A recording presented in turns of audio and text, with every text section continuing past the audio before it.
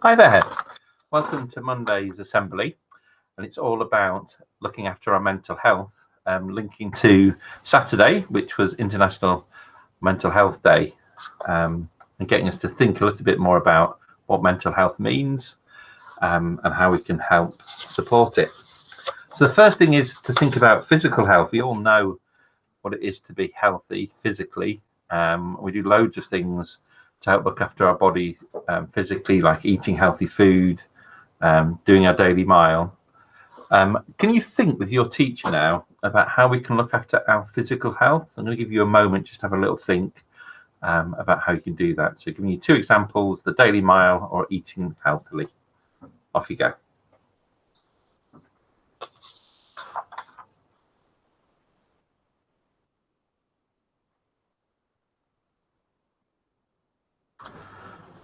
Okay, thank you. I can imagine you've come up with lots of ideas because I know you're very good at thinking about what it is to be healthy. So let's give you some ideas that you may have come up with. So things that keep us healthy and why we look after our physical health is it keeps us healthy, keeps us living longer and stops us being ill, helps us to keep us free from illness, keeps us strong, both physically and actually mentally as well, keeps us fit. You'll have noticed that some of you started the daily mile for the first time in a long time. You may have found it a little bit hard to begin with, but now you've been doing it every day, you'll start to find it easy again because you're getting fit. It also keeps us happy. It helps our mental well-being as well. So how do we look after our mental health?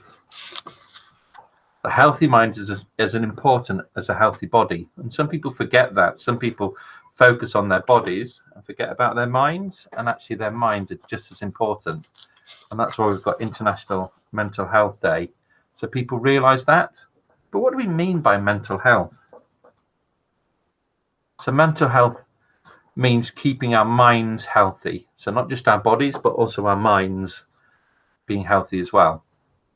Having good mental health helps us to feel good about ourselves and helps us cope with life's ups and downs.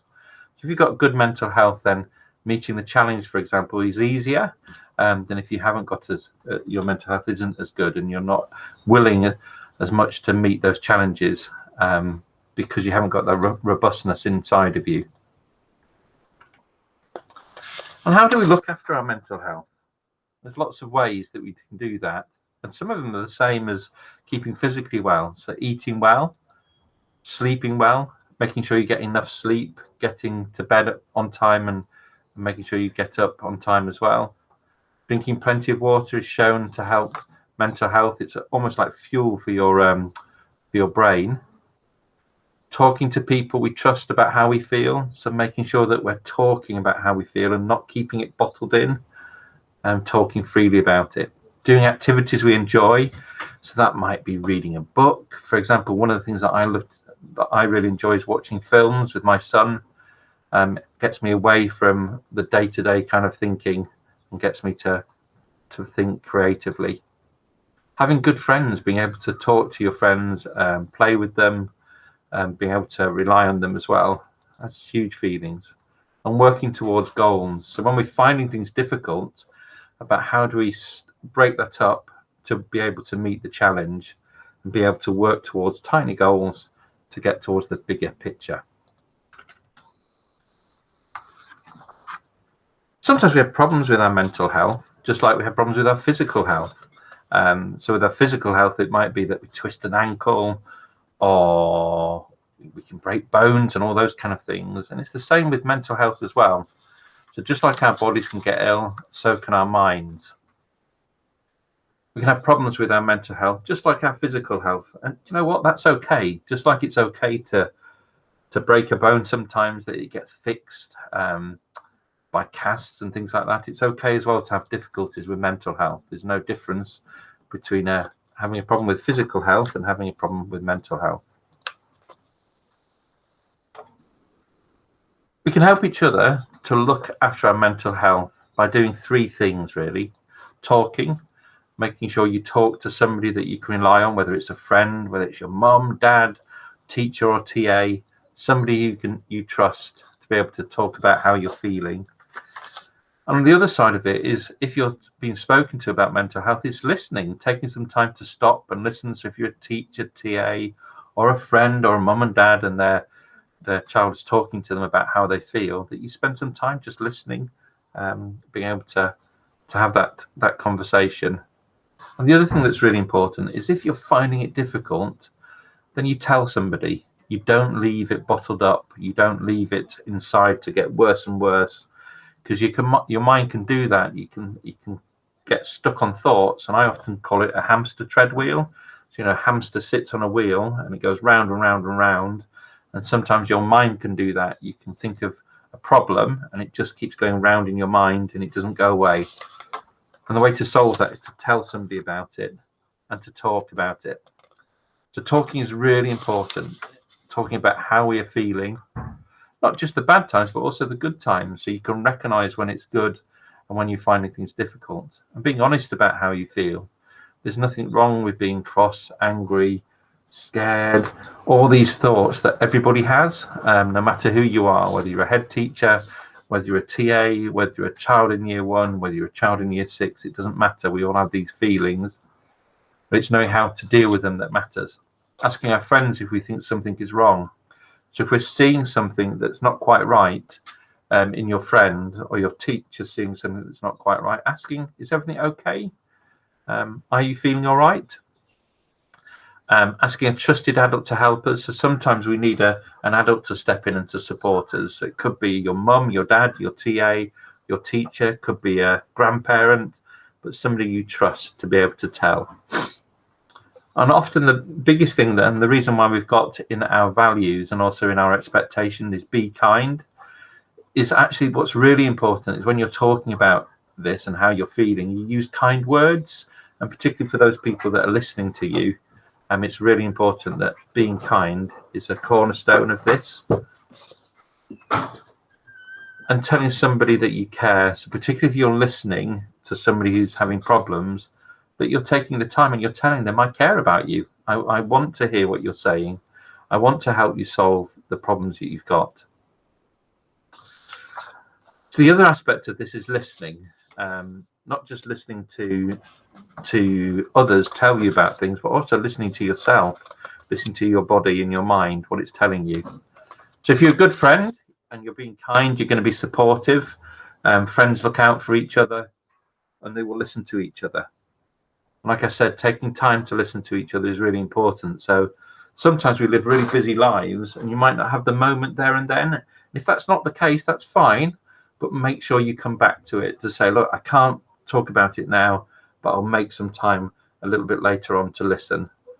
If that person's really needing that person to listen right now, make the time now. That's important. If it's an emergency, just like if it's a broken bone, you can't wait. If it's a physical injury, and sometimes the mind's just like that as well, if somebody's really distressed and needs some support.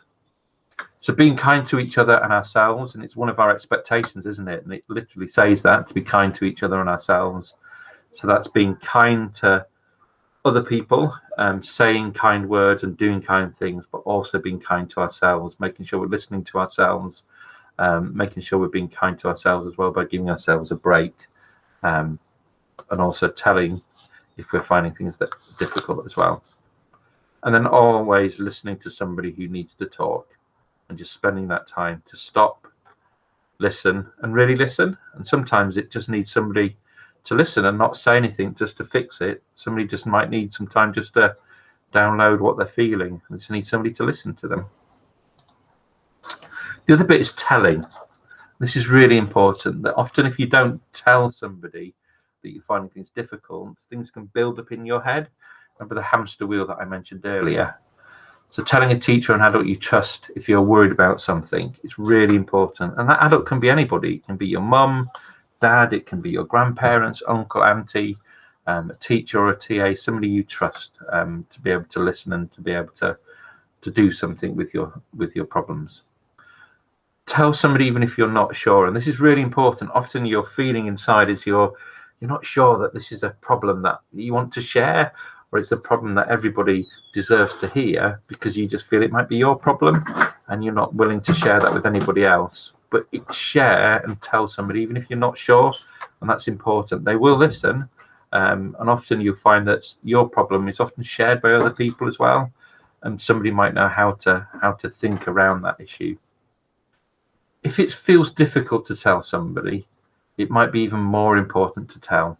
So, for example, you're finding things really difficult over a number of days or a number of weeks or even months to tell somebody what you're feeling, then actually that is telling you that it's even more important to gain the courage to say something. One of the things we're going to make sure that are in every classroom is a worry box. So if you've got some concerns and you're finding it hard to say it, then you can also use your worry box to tell somebody. But if you're going to do that, make sure your name's on there as well, so somebody can do something about it. And often that can be easier than actually telling somebody. So remember, as part of International Mental Health Day on Saturday, it's to get you to think about mental health. So we all have physical and mental health, and they're both just as important. There are ways you can look after our minds and our bodies. And some of them are the same ways. Some things that work for our bodies, like physical health, also work for our minds. Talking, listening, and telling can help. Talking and telling somebody about what you're doing and what you're feeling, but also listening as well. And also talking about mental health, not just having to talk about it when there's a concern.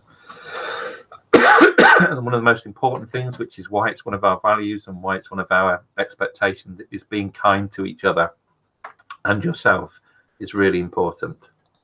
And that's it.